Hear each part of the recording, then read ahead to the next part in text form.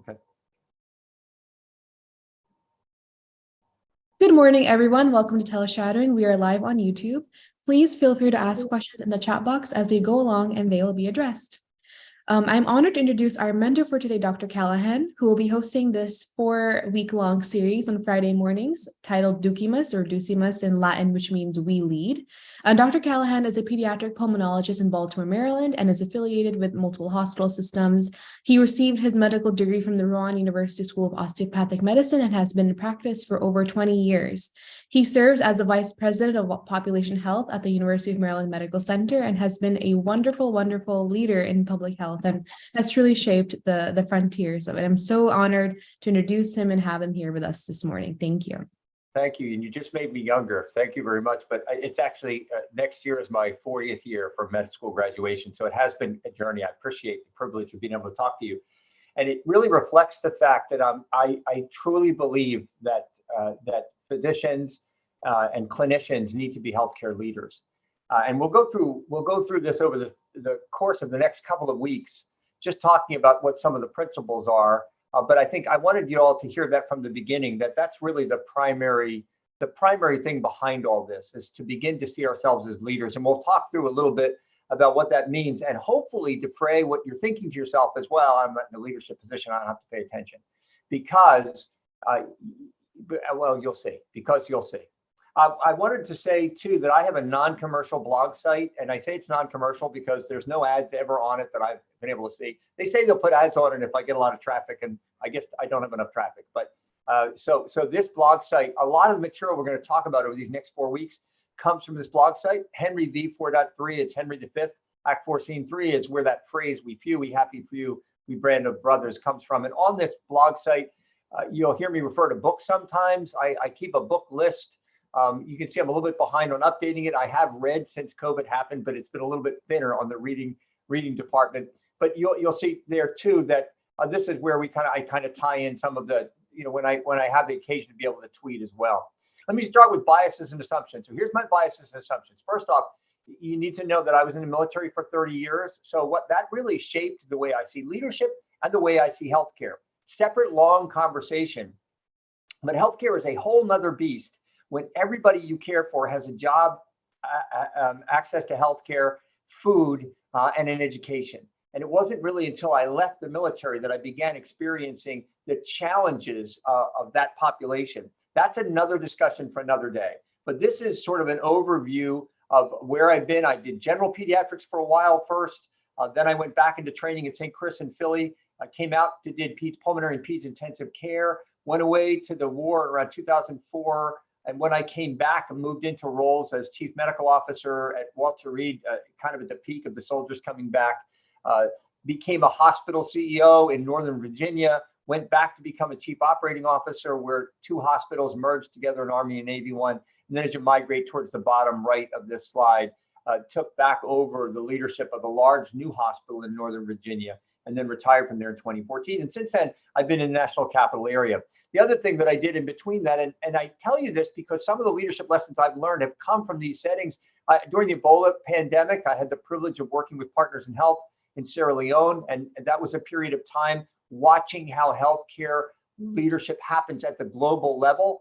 I came back to Baltimore, as I said, and I've learned a lot about healthcare delivery in an urban setting, stuff I knew nothing about when I was practicing in the military, where, as I said, everybody had a job, education, access to healthcare and food. So this is a very different world, the world we live in now. And then the last thing I'll mention, and I appreciate that this is how I met your sponsor here. We got involved with the COVID response. And in fact, today, this morning, is the last of our daily huddles for our COVID task force that now stretches back 1,140 days, 3 years worth of daily huddles, helping to run the Convention Center Field Hospital, the COVID hotel in the city of Baltimore, and a number of other large vaccination and testing sites.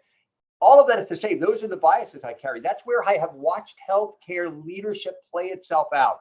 So a lot of what we're going to be talking about has been shaped by my own experience. And it's important to recognize that we always have bias. And we're going to talk a little bit about that today.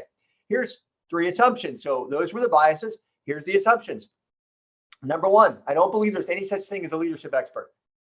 Leadership expert who tells you that he or she is a leadership expert probably wants to get paid and come back for another lecture.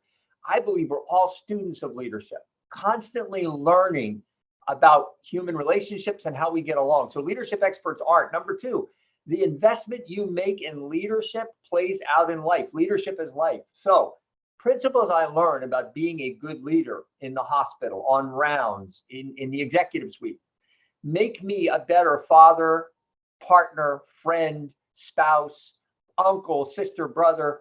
That's where it really comes to play. So the principles that I've lived over my life, now my oldest is 40, those principles have played themselves out in leadership. And some of the most important things I learned, candidly, about being a parent, I learned through leadership literature. And we could talk about that if we ever have time for that. And then finally, nature, nurture, and Knox. It's not one, it's really all three. I mean, we know that certain temperaments are more prone to end up in leadership. There's an Army study that looked at people that were kind of tracking on their way to becoming generals and found that like 70% of them had a very particular pairing in their Myers-Briggs, the TJ, at the end of their four letters. Those of you who know that, 70-something%. There's something about that temperament that predisposes people moving up in leadership. As an example, I know people who have two general or senior officers in the same family. The former Army Surgeon General, his brother was the Chief of Staff of the Army at the same time, 7 stars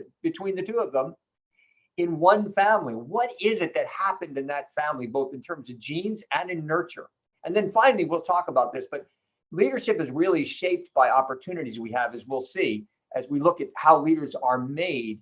But when opportunity knocks, leaders step forward and unafraid to fail. They take on new responsibilities and very often are more successful than they anticipated they would be. I'll tell you, you don't need to have a position to be a leader. When you walk onto the wards in the white coat, when the day comes, people are watching you at that moment.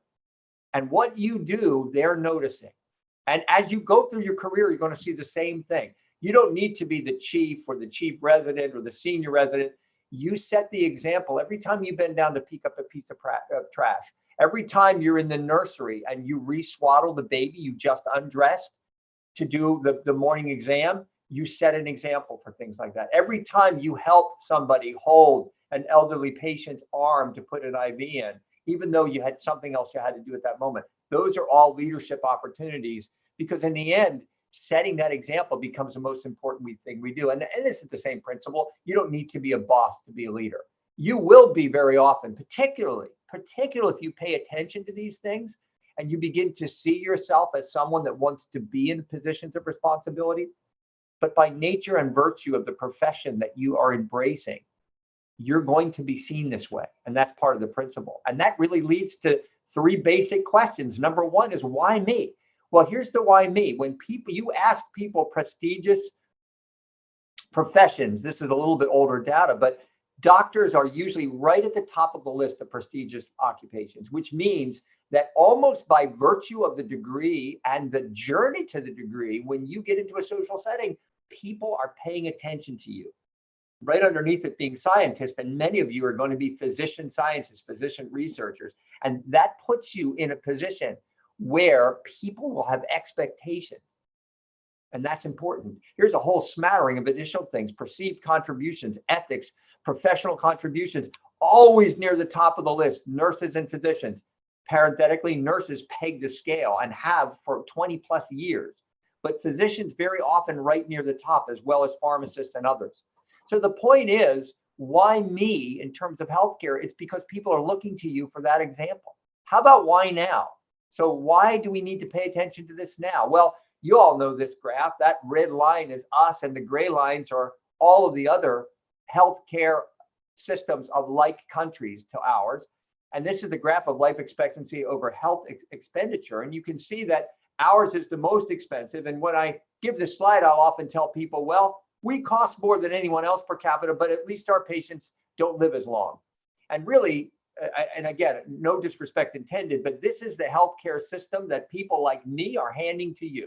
And you can see where we ranked 55th in the world in this particular survey a couple of years back now: Colombia, Chile, the Czech Republic, Costa Rica, and Kazakhstan.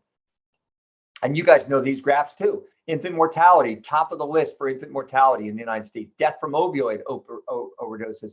The homicide rate compared to like countries. We're not comparing this to the quote undeveloped parts of the world or the less developed parts of the world. These are our peer nations, and then death from obesity. So this is the state of public health that we are handing to you. And I will apologize on behalf of all the people that are in my age bracket, except with a caveat that I was kind of hiding out in socialized medicine for 30 years. But now that I'm out, I own this system too. And we'll come back to this quote, Duce Tempus Eget. You'll find out through the course of this that I kind of like leadership. Ducimus means we lead. And we'll come back to this idea, but you can already tell that part of it is the word to lead. So here in our 3 questions, kind of why me, why now? And so how do we do this? There's a whole lot of literature that is coming out on leader development, candidly. And here's something from one leader developed book that looked at military healthcare leaders. And we could talk a little bit about what generated this, but it was really, frankly, a question of whether or not military healthcare leaders were developing the right way. And this is kind of how people develop as leaders. And the thing I would zoom in on is this idea of how do we develop leaders? We give them job assignments and the right experiences, the right education and training, mentoring like we're having today, teleshadowing and mentoring, career counseling, feedback, self-development. And the way this shakes out, honestly, is that 70% of the way we develop as leaders comes from having the right job experiences, the right job assignments. And right behind it is having somebody who then tells you how you're doing. So you get to your new assignment, you're a brand new internist, you're a brand new cardiologist. They need someone in this role to help run this clinical site, a new clinical site. You step into that role and then you demand feedback on how am I doing this? Well, what could I be doing better? Not only from your superiors, but from the nurses you work alongside of, the techs you work alongside of, the CNAs and the MAs. You really expect feedback like that. And when you get it and it's not positive, you receive it. That's part of the journey. That's the mentoring and career counseling. And then finally, honestly, 10% of our knowledge comes from these kinds of conversations. So I often will tell people in large groups, at this point, if you doze off, you're only going to miss 10% of your leader development over the long haul. If we were having a discussion about this, and I don't think we have kind of the context or the time, I would ask you for a few minutes to think about what this is. And often people will guess, well, it's 20 cents, or well, it looks like it's a couple coins, or it's a pair of coins. And I'll say right there, you're getting close. What kind of coins is it? And people will say, well, it's a dime, it's 2 dimes. And I'll say, well, what is it? What is 2? They'll say it's a pair. So what is this? It's a paradigm. And that's exactly what we're talking about. We're talking about a model. A model is just a way of reconstructing something. And models tend to be inaccurate mental models, not because are wrong, not because they're inaccurate, but because they're incomplete. So I'm going to propose for you a model. It is the model that has been helpful for me, but it's not the only model. And in fact, as part of this journey and as part of your professional journey, what I would really encourage you to do is develop your own models over the course of time. I believe George Box was right when he said that all models are wrong, but some are useful. My son corrected me this week. He said, basically, none of them are completely useful. That may be. This has been useful for me as long as you enter into it with humility. This is not the only model. It's not the right model. This model of thinking about leadership is one of the things that's been helpful to me. And we're going to go through over 4 weeks the 4 features of this particular model. All the while you're thinking, I think I would shape this differently. And if that's the case for you, start a journal and start writing it down. So I want to start with a little bit of ancient history, 57 BC, before Common Era, BCE, if you prefer that. This is the Roman conquest of the time of what was Belgium. The Narvier tribe, which is the fiercest of the tribes in what is now Belgium, and the Julius Caesar's armies were on the move. They were crossing a river and setting up camp at the same time. They were attacked on 3 sides by this group. And the comment that he made in the book, The Gallic Wars, was why I was in this piece of literature because I was looking for that quote. I had found that quote somewhere. And by the way, I collect quotes. Omnia uno tempora agenda. Told you I kind of like Latin. Everything had to be done at once. And I remember thinking, if that doesn't epitomize healthcare, I don't know what does. And so I came across this passage. Therefore, having snatched the shield from one of the soldiers in the rear, he advanced to the front of the line, addressing the centurions by name. He encouraged the rest of the soldiers. He ordered them to carry forward the standards, extend the companies, that they might more easily use their swords. On his arrival, as hope was brought to the soldiers and their courage restored, while everyone for their own part, in the sight of their general, desired to give their utmost energy, and the impetuosity of the enemy was little checked. I think the translator could have done a little bit a better job. It was an old translation. I always get the free ones that are online. There are probably better ones that are commercial. But if we had the time and we were in a small group together, the time to discuss this, what I'd ask you for is tell me where leadership was demonstrated 57 BC. And how do those things apply to the way we see leadership today? One editor, when I included this in a chapter on healthcare leadership in a book that I was asked to write a chapter for, said, don't you have any more current examples of leadership than one from 57 BCE or BC? I said, no, that's the exact point. These are the same principles then as they are now. And what are those principles? Let's take a look. He picked up a shield from the rear and he went to the front. That's an important principle. He began to address the centurions by name. And let me tell you something. He didn't learn their names on that moment. He didn't snap his fingers like we do and say, what was your name again? I'm really bad with names. He didn't do that. He encouraged the rest of them both by their example, his example, and by the way, what he was saying to them. He realized they were too crowded. He told them to extend out as he moved forward. And as he began to exert control, the battle shifted. Now, of course, Julius Caesar is writing his own history. So things are there. You talk about bias. That's one of them. But let's look at this for a minute. He demonstrated character by advancing to the front of the line. He demonstrated confidence in leadership. When you carry forward the flag or the standard, he knew his soldiers, the legionnaires, would follow the standard. They wouldn't allow it to be captured by the enemy. So that was his leader confidence. He understood the context. They were fighting in a forest and they were too crowded together. They needed to spread out so that they could more easily use their sword. And he communicated with his other leaders. He addressed them by name. He knew their names. Why? He had spent the time and invested in getting to know them before the battle. And these four things then become the background for a model that's been very helpful that we called force at one point. Around the idea of 4 C's from the Latin fortis, meaning strength. This was published. It was the model that was used at the military's medical school. It has been modified a little bit as the medical school has begun to look at this. But this is the core of what I think we think through when we're thinking about this model. Character is about leading self. Competence is the ability to lead others. Context is leading work, and then communication. And these are the four we're going to go through over the course of this next month. We'll do brief introductions each time. We won't go through all this. This was one of the ways we depicted this model when the Uniformed Services University picked this up for its physician training. And it was such an important part of the curriculum. It stretched all 4 years of medical school that the very first lecture the brand new medical students would get and may still get was on emotional intelligence, because it's such an important part of both leadership and healthcare delivery. Good physicians, like good clinicians or any good health, are emotionally intelligent because we're dealing always with people, and people are both thinking and feeling.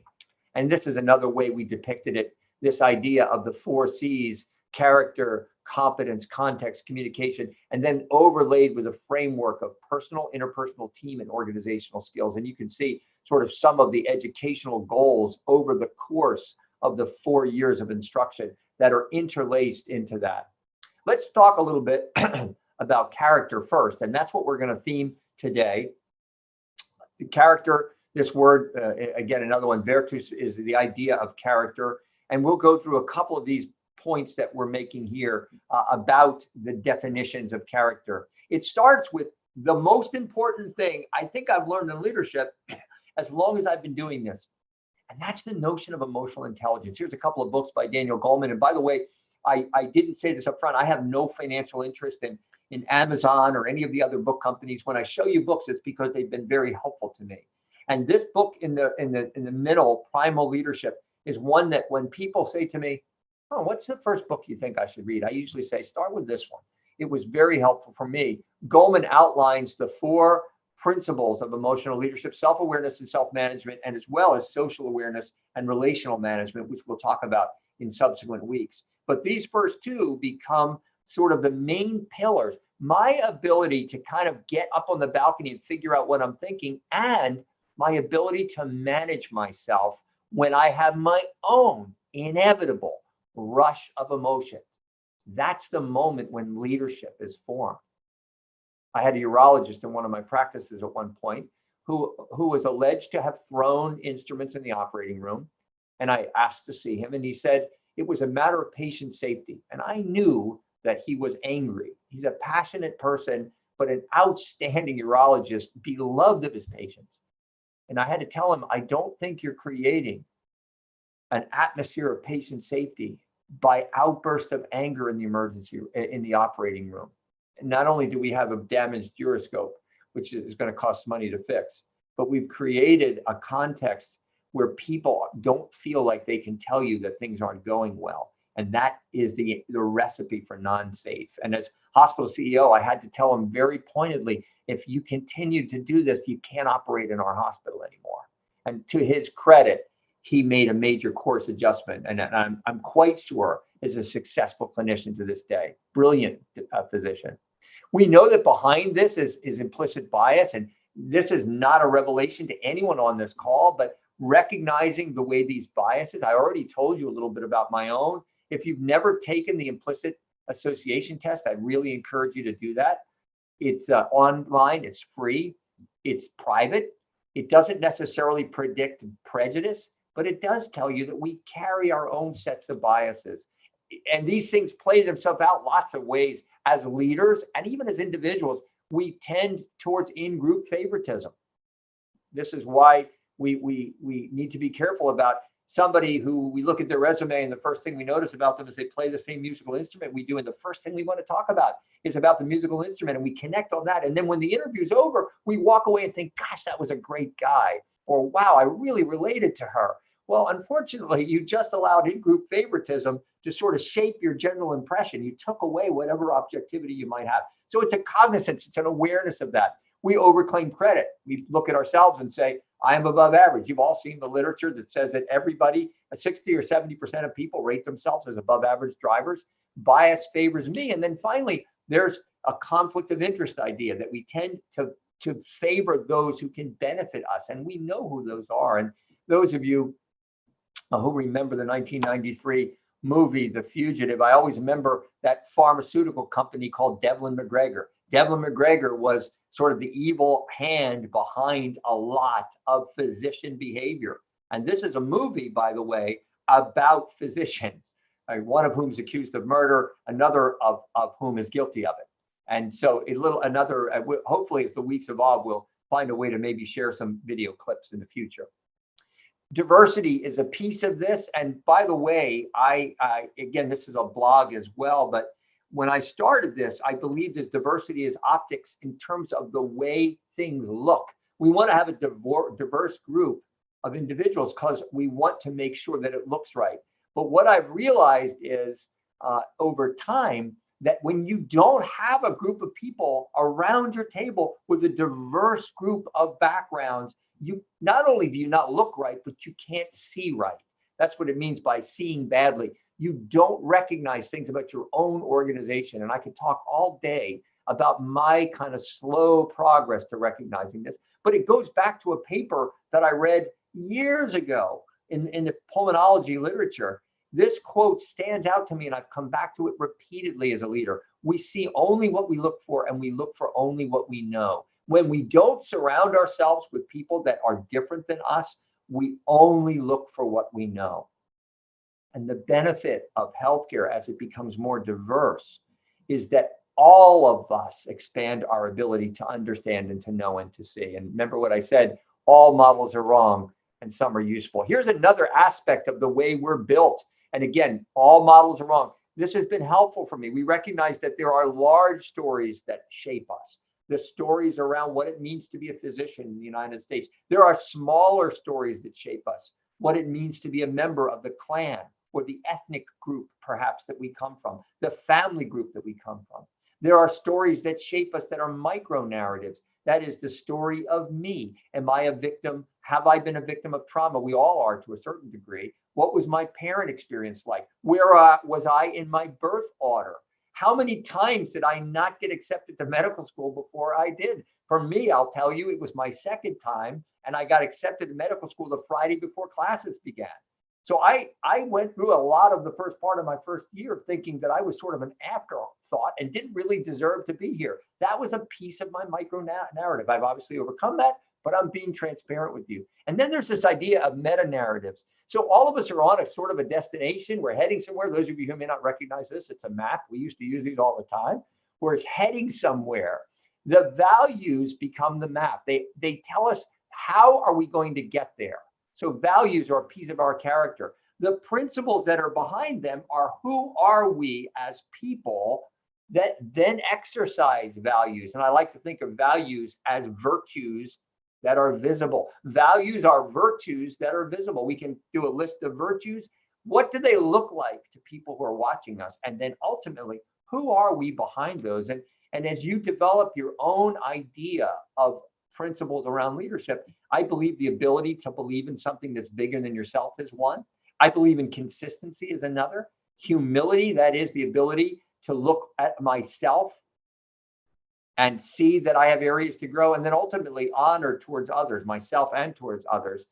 But behind all of this, though, why is what drives us, and that's this idea of a meta-narrative. And as leaders, being able to define what our meta-narrative is, and some it'll be faith, some it'll be philosophy, some it will be family or other principles, but whatever it is that's driving you, hang on to that, particularly as you go through your healthcare education. We'll talk about that. And it really comes down to, this is a Simon Sinek. He calls this the golden triangle.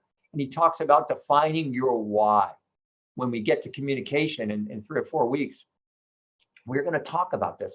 This morning on our very last COVID task force huddle, which we've been doing, since the week of the 23rd of March, 2020.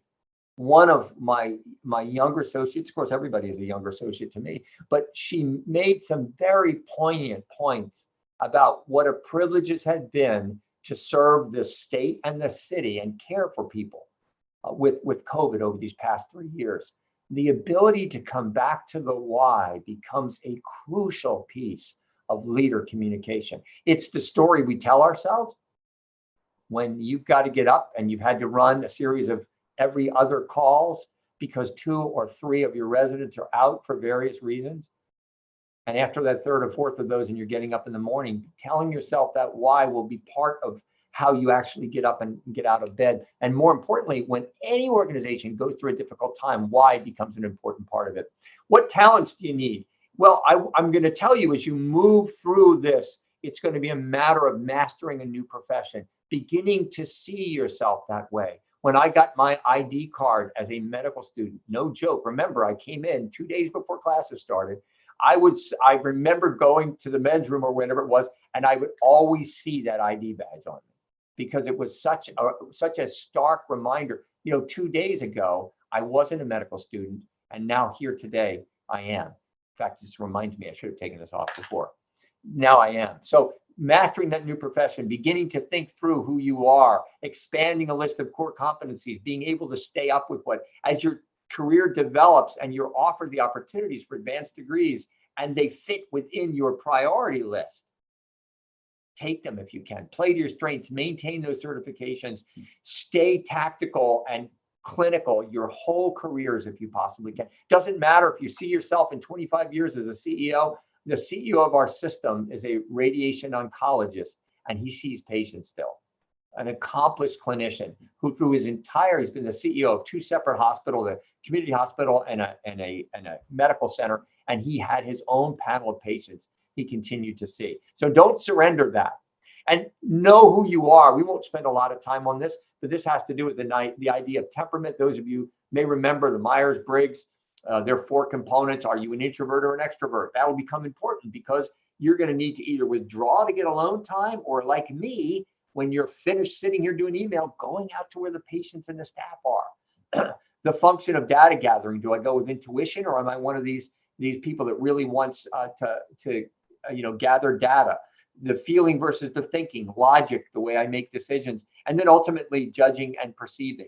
Do we like matters settled or open? This last one turns out to be a source of friction in relationships. My wife is P, perceiving. She likes to have an openness to think. I like decisions in the rearview mirror, and once I've made one, I don't want to go back on it. So through 40 plus years of marriage, coming up on 43 in a month or two, this has been a source of friction more than once. Hey, why don't we go out for Chinese food tonight? Well, we already decided we're going to go out for Mexican food.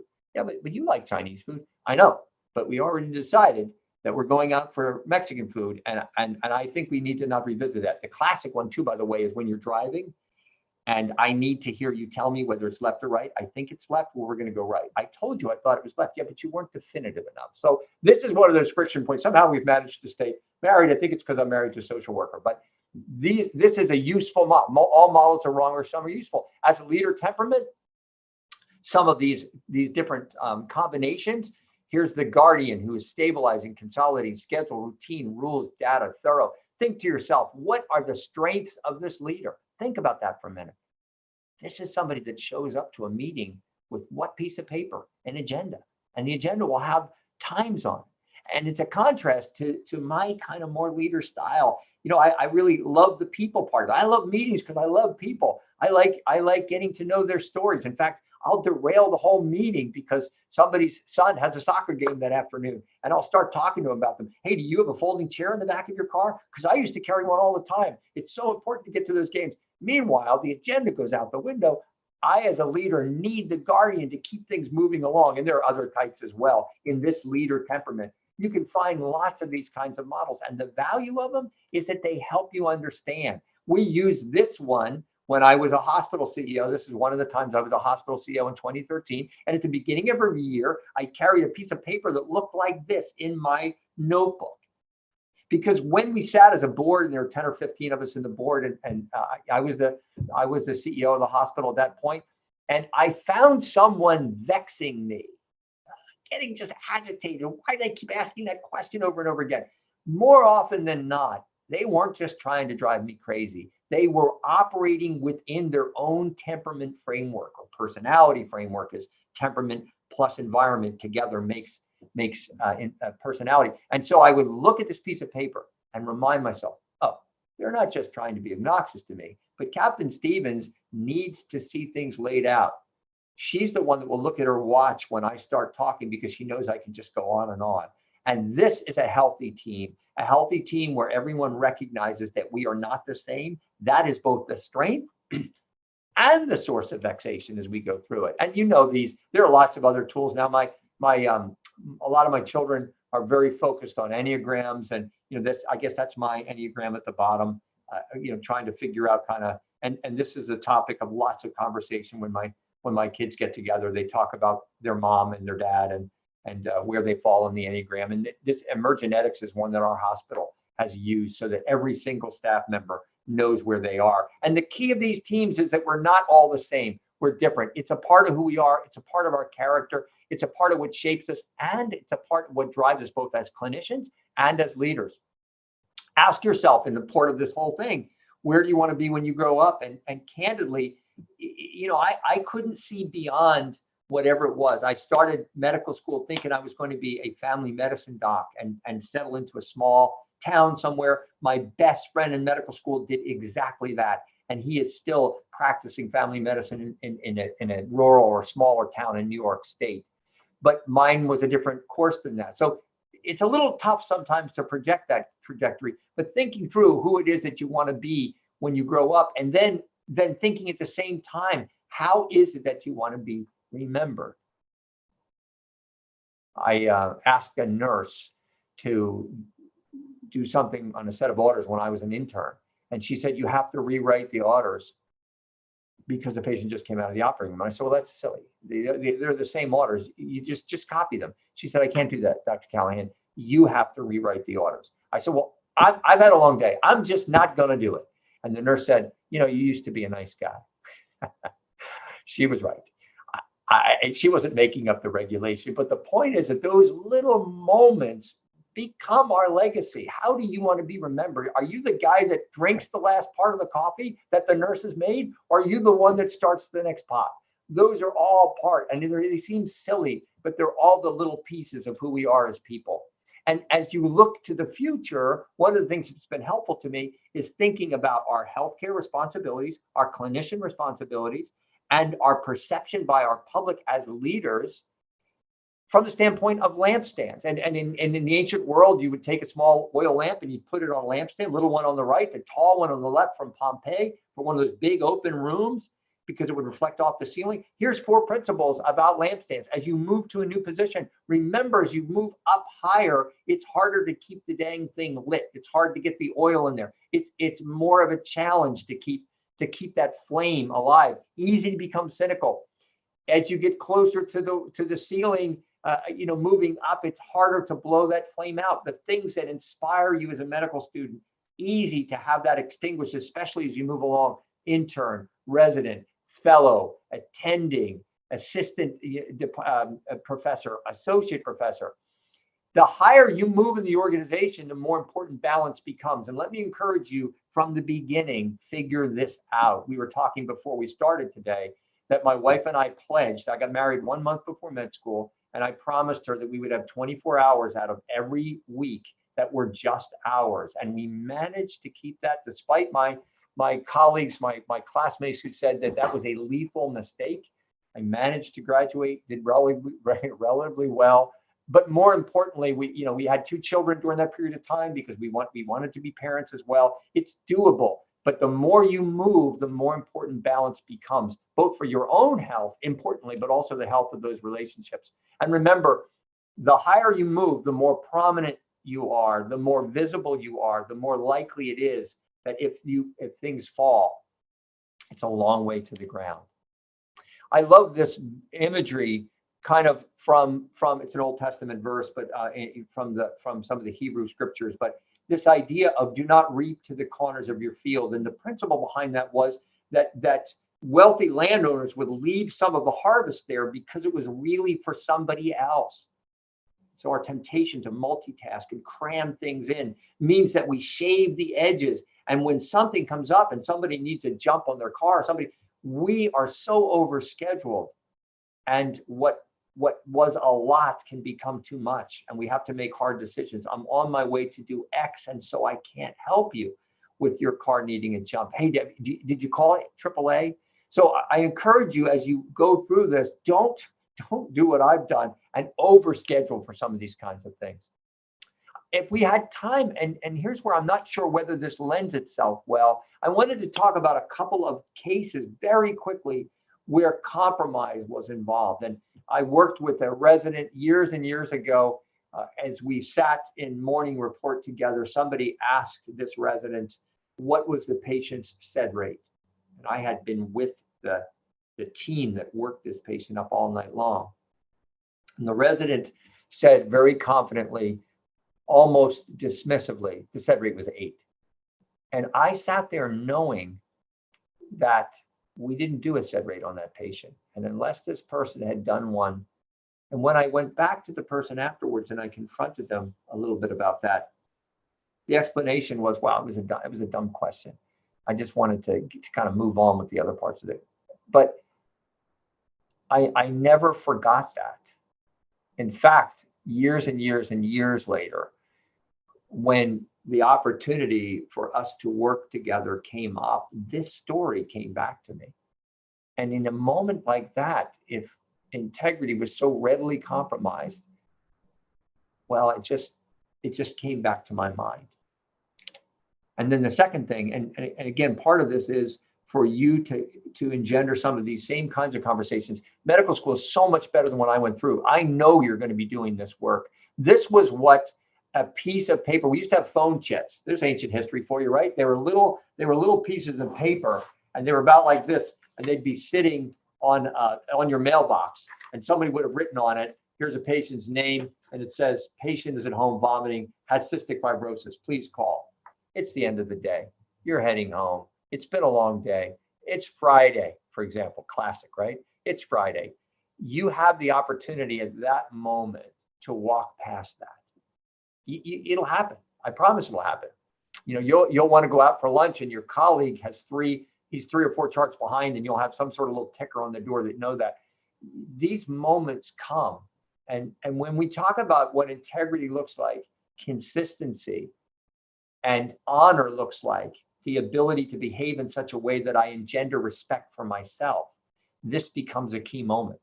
This was a key moment for me as a general pediatrician, walking past as a brand new pediatrician, in fact, walking past my colleague's door on my way home. And this baby with cystic fibrosis vomiting. And it turns out the baby was very sick. I was able to get the blood test. The baby had, is one of these hyponatremic, low sodium states that they sometimes get when they're vomiting, in combination with all of the chloride loss from sweating. And so required kind of a meticulous rehydration and so forth. And the family became close friends with me. And it was through the course of caring for this family that my own profession was sort of shaped. And instead of wanting to get right back and becoming an intensive care doctor, I became interested in pulmonology and cystic fibrosis care. And it happened because this piece of paper was hanging on my colleagues' doors. I walked past them on the way out.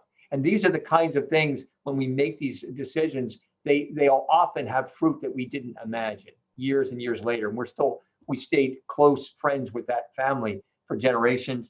And I was with this young man years later, decades later, when he was near the end of his life. Cystic fibrosis care has come a long way. And again, it all went back to an integrity moment at that moment when my heart was telling me the right thing to do would be to take responsibility and take ownership, even though it's not my patient. I think great fruit came from it over time. Wrapping up, here's a couple of things I want to leave you with. When we're talking about shaping character, how do we become the people we want to be? And here's 4 things for you to just think about. These are cardinal practices of the leader. We'll revisit these as we talk through these next couple of weeks. One of them is reading, and it's not just reading clinically, but having the opportunity as time evolves, not your first couple of years, you're going to be busy, of reading things that will expand your ability in healthcare in general. And I can think of all kinds of books that have helped me in the journey of healthcare, not just thinking about the delivery of pediatric care, not just thinking about pediatric pulmonology, cystic fibrosis, asthma, bronchopulmonary dysplasia, newborn lung disease of the newborn, but things that have to do with healthcare systems and how to fix systems and what's wrong with systems. And then leadership principles. Harvard Business Review is a great one. I have a stack of them at home. I've fallen behind in COVID. I'm trying to catch back up. So reading is one. The ability to write, never underestimate that, because the higher you move in an organization, the more important that will be, your ability to communicate. Now, with chatbots and so forth, I have no idea what's going to happen with this as time evolves. There's a paper that came out this week comparing physician answering patient inquiries to a chat box answering them. And actually, it was the chat that scored higher than the physician. So I don't know what the future holds for this. You guys will all go through this together.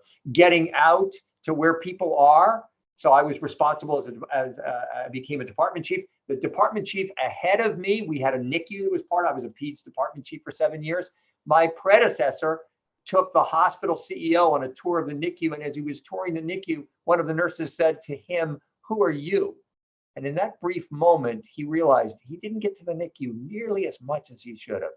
And that was a message to me too. You've got to go out to these places. And just as an aside, when you have clinical responsibilities and clinical areas you're less comfortable with, for me, it was going into the operating room when I was a chief medical officer. You need to make a purpose yourself to get there more often. And then we're going to talk a lot about how to communicate great things. 4 B's of Leadership Foundation.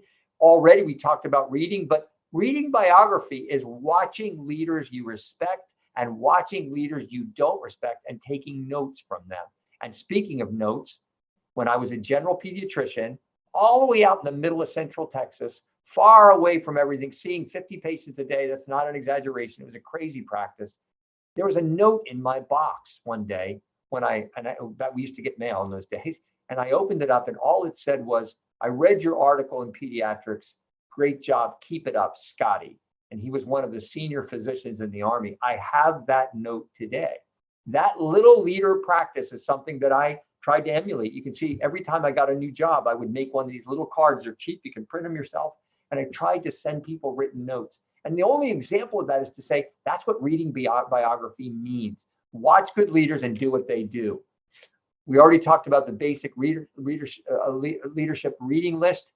Read whatever is your meta, stay tied to it every day. Faith, philosophy, whatever matters to you, whatever you think is your meta narrative, stay touched to it, and find someone that will listen to you and listen to your feelings, because there are a whole lot of emotions. When I was an intern and I came home after a NICU, after one of the rounds, I burst into tears in front of my 3-year-old, who thought it was the funniest thing he'd ever seen. He was not a great example of this, but my wife has been that person for me. Find that friend or colleague that can help you, because it'll set you up for leadership outcomes. We need to be the man or the ma'am we'd like our people to become. We have no right to ask someone to do something we're not willing to do ourselves. Healthcare is the opportunity to be the one. Attention and intention as you move through the hospital to your peers and to your patients, making eye contact and realizing that it's in those moments we have the opportunity to shape outcomes as we move through the hospital. Gunther Gable-Williams was a lion tamer. His son asked for advice. When I become a lion tamer like you, what's the most important principle you can tell me?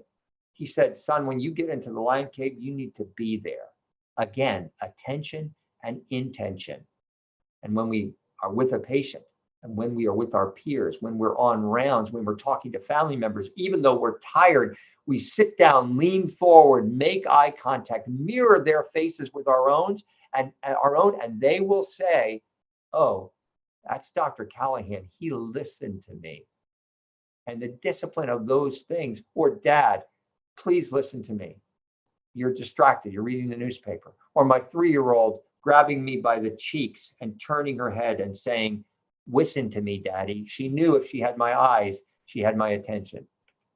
And then finally, Gandhi reminds us that it's easy to find faults in other people. As leaders, as clinicians, it's easy to blame other people. I watched this play out yesterday when a deadline that we have was not going to be met. And the individual who reported it to me took complete ownership of it. He didn't blame circumstances. He didn't blame the people that were doing the work. And I told him at the end of that, the most important thing that happened in this, we'll figure out how to navigate all the rest of it, was watching for that leader moment. And that's part of being the change, his own self-reflection. I use this example of lead from the front. One of the more important things I learned about being in the Ebola unit, I was not a leader there. I was just another pediatrician taking care of children and patients with Ebola. I had read Machiavelli recently, and the sign of a good general is to be the first man in the saddle and the last one out. That is what we would call a leader decision.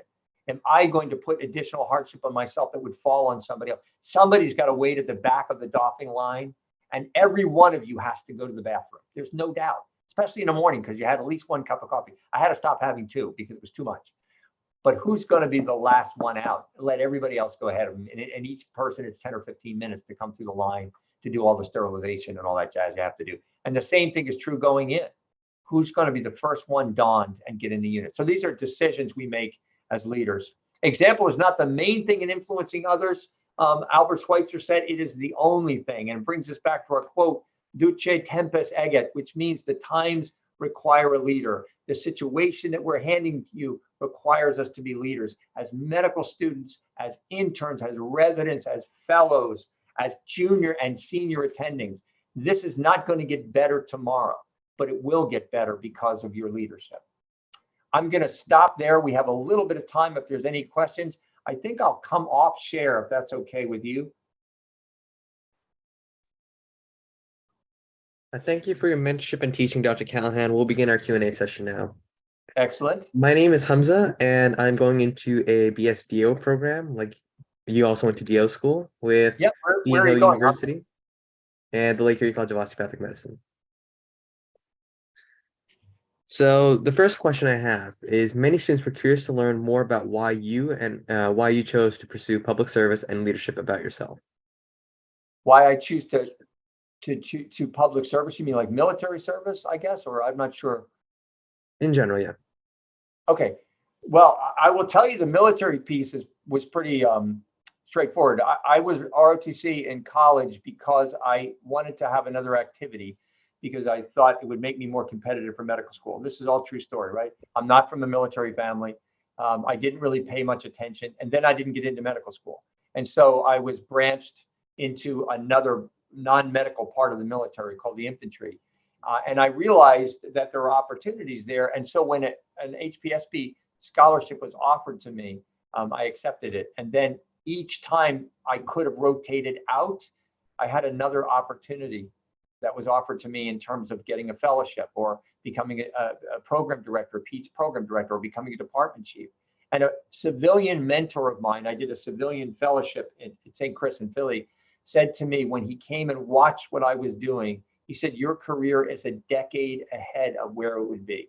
And so his advice to me after coming out to recruit me was I'd stay right where you are. And I ended up staying for 30 years. And so that's where I ended up sort of in the military. I will tell you towards the end of that time, it became increasingly clear to me that only about 2 or 20% of people's health and well-being is shaped by the healthcare system. The rest of it is what we call social determinants or health-related social needs. And so public health, as it affects those health-related social needs, has become really the centerpiece of what I'm doing now as a vice president of population health. Thank you for that answer. Here's a little bit more related, again, to your work in public health. When deciding which master's degree to pursue after medical school, how should students decide between an MBA, MPH, or MHA? That's great. That is a great question. And none of them are really straightforward. I think if your interest is in healthcare delivery systems and you see yourself as moving up and wanting to be an assistant chief medical officer or a chief medical officer, or really improving the healthcare delivery system, I would recommend the MBA. And a longer story, but I was looking at MBA and MHA together.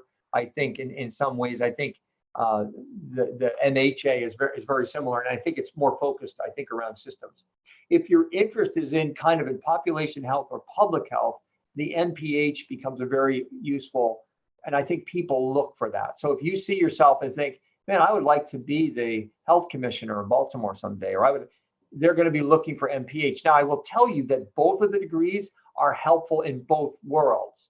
But in terms of currency, that's the way I think they go. And then if your real interest is, I would like to be one of those guys that becomes a legislative assistant or somebody that works with legislatures around healthcare, understanding policy becomes really important.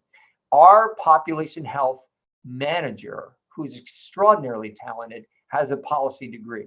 But so my point of that is to say that I don't think it's like an either or sometimes, but that has been a useful framework from my standpoint. Great. Thank you very much for that answer. I'm considering going into some kind of master's field eventually after medical school. I'll keep this advice in mind. Now, students were also curious to learn why you started your blog and if you use it as a creative outlet to express yourself. Was the last word creative outlet? What? To express yourself. Yes. So I started the blog. I also keep a journal. So this is a separate, longer discussion. You may or may not have gathered by now that I'm kind of a verbal guy. I mean, I like to talk. I have to tell myself to stop talking. And so I started the blog because I began doing leadership conversations in the 90s. And I realized that I was talking about similar things because principles are principles. And writing them one place would keep people from having to take notes necessarily. So the blog site is that opportunity. I will tell you, over the last 3 years, COVID has been quite a drain, and the number of entries has sort of dropped off a bit. I hope to pick that back up again.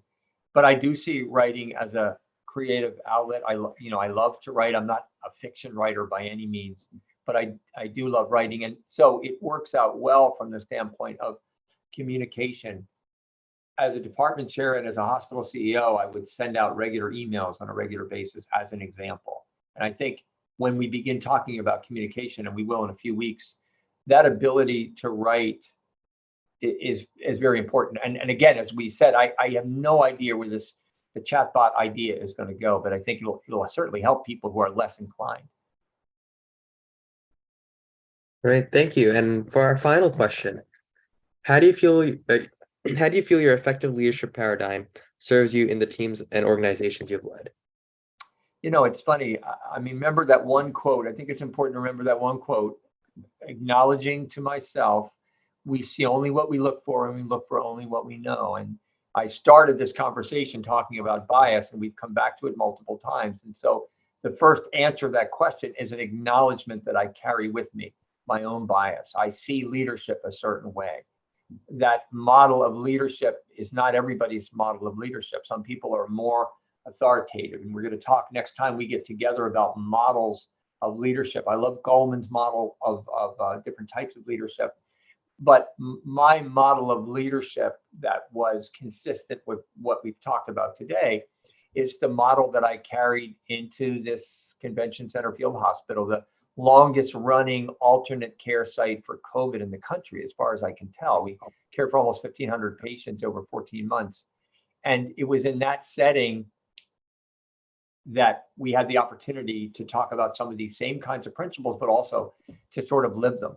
And so I would say, with that bias in mind, that this model has played itself out, whether it was in West Africa during the Ebola pandemic, whether it was here in Baltimore City during the COVID pandemic. I'm sorry, Ebola was an epidemic, not a pandemic, but the COVID pandemic.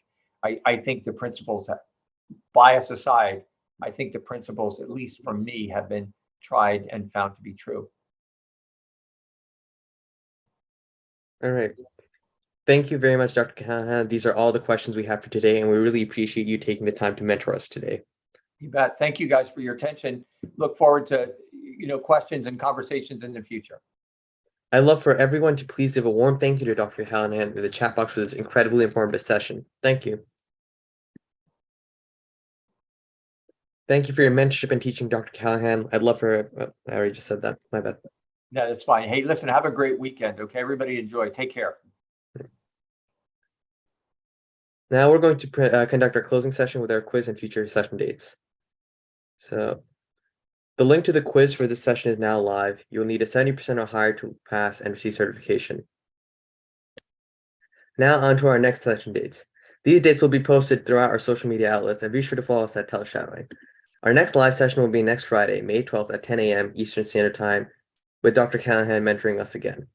Thank you so much for attending today's session. We hope to see you in the upcoming sessions. This concludes this week's shadowing session. Thank you.